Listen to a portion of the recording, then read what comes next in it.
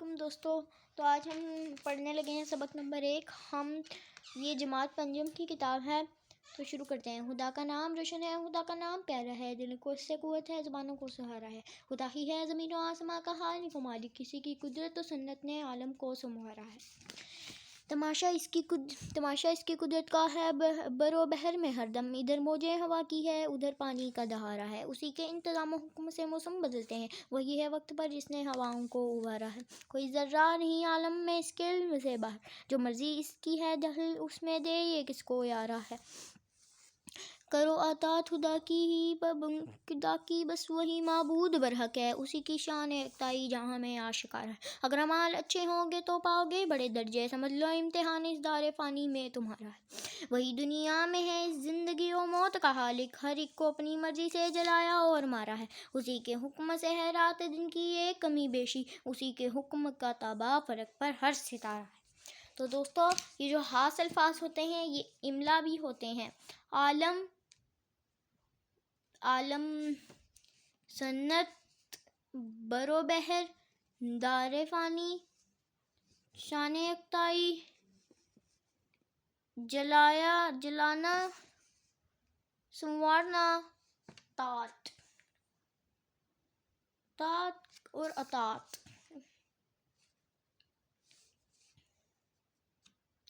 तो अभी इस मशक को मैं आपको पूरा करवाता हूँ मुकम्मल। तमाम मखलूक़ात का खालिक कौन है, ये है सवाल। उसी के इंतज़ाम और हुक्म से मौसम बदलते हैं, वही है वक्त पर जिसने हवाओं को उबारा है। कोई ज़र्रा नहीं आलम में इसके इल्म से बाहर, वो जो मर्ज़ी की है दखल उसमें दे ये किसको यारा है। तो गाइस, शायद ये इसके सवाल के जवाब नहीं है। तमाम मखलूक़ात का खालिक कौन है? अल्लाह ताला। इसका जवाब तो आप लोगों को पता होना चाहिए ना। कायनात में हर काम किसके हुक्म से होता है? अल्लाह ताला। माबूद बरहक कौन है? अल्लाह ताला। तो ये छोटा सा ब्लैक बॉक्स होगा, तो हम इसको पढ़ते हैं। नज़म में रदीफ़ और काफ़िए का लिहाज रखना चाहिए, जबकि नसर में रदीफ़ और काफ़िए की ज़रूरत नहीं है। ये नज़म है। तो अभी ये जो है,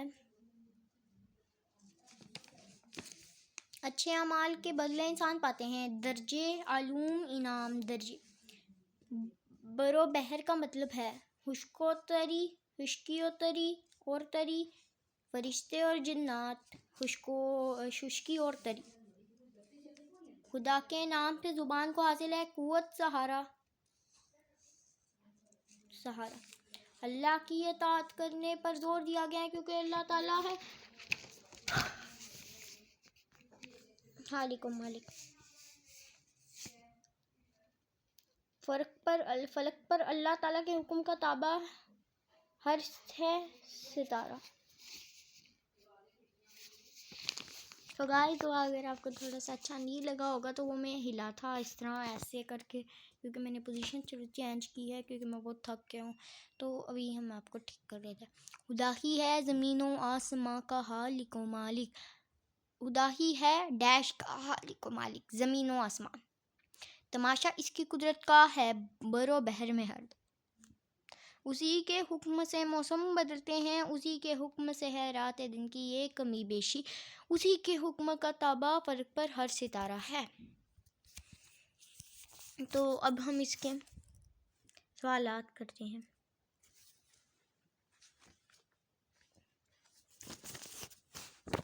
दिलों को कुव्वत कैसे हासिल होती है? खुदा का नाम रोशन करने से दिलों को कुव्वत हासिल होती है। इंसान को बड़े दर्जे कैसे मिलते सकते हैं? इंसान को बड़े दर्जे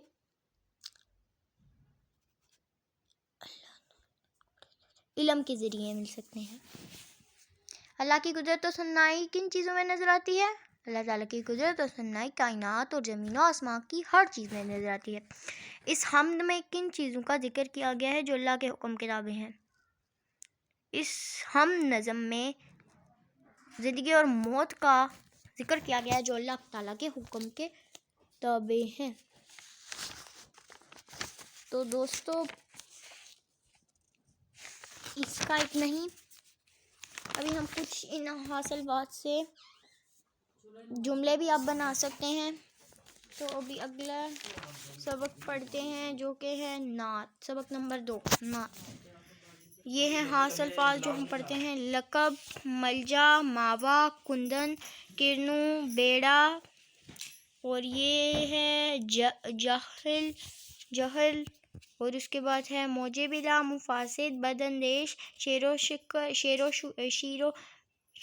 शुकर, काया, हताकार।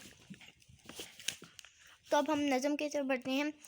वो नबियों में रहमत लक़ब पाने वाले, मुरादे गरीबों की बढ़ लाने वाले, मुसीबत में गैरों के काम आने वाले, वो अपने पराये का गम खाने वाले।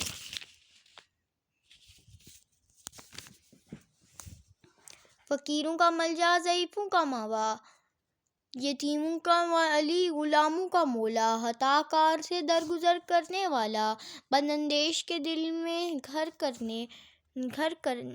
करने वाला, मुफासिद को ज़ेरो ज़बर करने वाला, कबाइल को शेरो शक्कर करने वाला, उतर कर हीरा से सोए कौम आया, और एक नुस्ख़ा कीमिया साथ लाया, मसीहाम को जिसने कुंदन बनाया, खरा और खोटा अलग कर दिखाया, अरब जिस पर किरनों से था जहल छाया, पलट दी बस एक आन में उसकी काया, रहा डर न बेड़े को मौजे बिला का, इधर से उधर फिर गया रुख हवा का। अब इस मशक में ये जिस जवाब पर टिक का निशान लगाएं तो ये वाले सॉल्व हुए हैं, आप देख सकते हैं। आप सल्लम मुरादे बढ़ लाने वाले हैं, अमीरों से, गरीबों की। आप गैरों के काम आते हैं, मुसीबत के वक्त, काम के वक्त, मुसीबत के वक्त। आप सल्लम फ़कीरों के लिए हैं, मौला, मलजा, वाली, मावा। खातमुन नबीन का खाते थे गरीबों, गम खाते गरीबों का, अपने पराये का,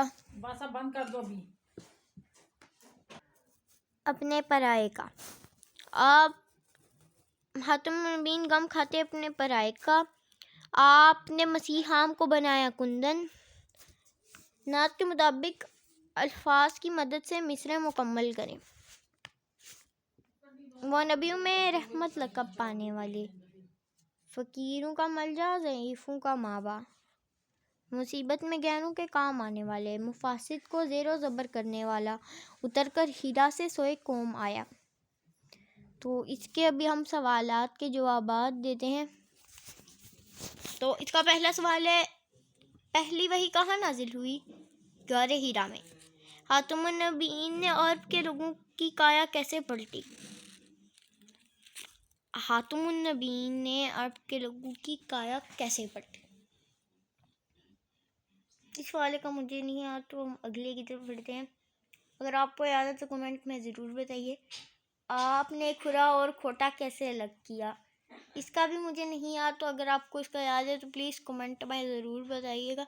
नात में खातमुन नबीयीन किन सफ़ात का जिक्र हुआ है, आप अपने अल्फाज में बताएं। ये वाला हमें सवाल हमारी जो टीचर हैं उन्होंने नहीं करवाया, वो हमें उर्दू पढ़ाती हैं। तो अब हम अगली मशक की तरफ पढ़ते हैं। आज हम सारी नज़में पढ़ेंगे। ये अभी अब हम देखते हैं कौन सी नज़म है। तो अब एक मज़े की नज़म है, परिंदे की फरियाद। आता है याद मुझको गुजरा हुआ ज़माना, वो बाकी बहारें वो सबका चहचहाना, आज़ादियाँ कहाँ वो अब अपने घोंसले की, अब खुशी से आना अपनी खुशी से जाना। लगती है चोट दिल पर, आता है याद जिस दम, शबनम के आंसू पर किलियों का मुस्कुराना, वो प्यारी प्यारी सूरत, वो कामनी सी मूरत, आबाद जिसके दम से था मेरा आशियाना। आती नहीं सजाएं इसकी मरे कफ्स में, होती मरी रहाई एक काश में मैं बस में। तो गाइस, सुखिया रोटनी वाला भेजने आया है, तो हम यहाँ पे थोड़ा सा फन भी करते हैं वीडियो में। क्या बदनसीब हूँ मैं, घर को तरस रहा हूँ, साथी तो हैं वतन में, मैं कैद में पड़ा हूँ। आई बहार किलियाँ फूलों की हंस रही हैं, मैं इस अंधेरे घर में किस्मत को रो रहा हूँ। इस कैद का इलाही दुखड़ा किसे सुनाऊं, डर है यहीं कफ्स में, मैं गम से मर ना जाऊं। जब से चमन छुटा है ये हाल हो गया। तो गाइस फिर से सुखिया रोटियों वाला आया है, तो फिलहाल हम अपना रीडिंग शुरू करते हैं। दिल गम को खा रहा है, गम दिल को खा रहा है, जब से चमन छुटा है ये हाल हो गया। दिल गम को खा रहा है, गम दिल को खा रहा है। गाना इससे मुझे कर खुश हूँ ना सुनने वाले, दुखते हुए दिलों की फरियाद ये, एक सेकेंड गाइस, दुखते हुए दिलों की फरियाद ये सदा है। तो गाइस 2 मिनट सब्र करें, मैं आपको सारा वीडियो दिखाऊंगा। आजाद मुझे को कर दे ओ कैद करने वाले, मैं बेजुबां हूँ कैदी तो छोड़ कर दुआ ले। तो गाइस रीडिंग हो गया कंप्लीट। ये इल्लामा इकबाल ने लिखी थी, तो अब हम इसकी मशक को कंप्लीट करते हैं। खास अल्फाज आपको फटी से पढ़ के बता देता हूँ। कामनी, कफ्स, आशियाना, दुखड़ा, कैदी, मोहरत। आज़ादियाँ कहाँ गई वो अब अपने घोंसले की, आता है याद मुझको गुजरा हुआ ज़माना, आता है याद मुझको गुजरा हुआ ज़माना, आता है याद मुझको गुजरा हुआ ज़माना, मैं परिंदा कर रहा है याद माजी को। आई बहार किलियाँ फूलों की हंस रही हैं, नज़म परिंदे की फरियाद के शायर का नाम इल्लामा इकबाल है। तो बस अब इसकी ब्लैंक्स छोटी सी हैं, सिर्फ 5 हैं, तो वो उसका भी मैं आपको पढ़ के बता देता हूँ। वो बाग की बहारें हैं, वो सबका चहचहाना, लगती है चोट दिल पर, आता है याद जिस दम, होती मेरे मरी रहाई ए काश मेरे बस में, इस कैद का इलाही दुखड़ा किसे सुनाऊं, आज़ाद मुझको कर दे कैद करने वाले। तो गाइस आज के लिए हम इतना ही करते हैं। बस आपको ये छोटे से क्वेश्चन आंसर पढ़ लूँ कि बता दूं।